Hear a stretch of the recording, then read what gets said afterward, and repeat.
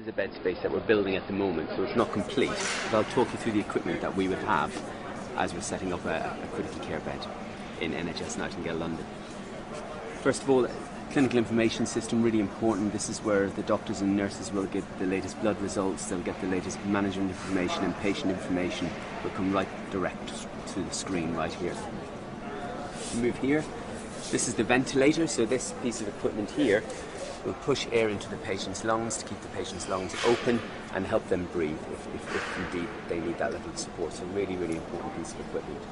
Suction machine, this will help the patient cough and help clear the patient's secretions and again keep the airways open for the patient as well. Okay. We then go along the back. We've got high flow piped oxygen and air, and this is important because this powers the ventilator, which needs very specific medical air and medical oxygen. This little panel here is quite important. This is the emergency bell.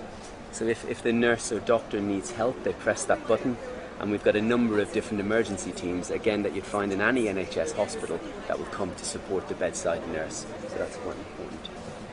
The bed looks like a normal hospital bed, but it's not quite. Okay, so it's an intensive care spec bed that can move in many different directions, and we also got an air mattress on the bed as well, which will auscultate to prevent and minimise the patient getting pressure ulcers or bed sores as well.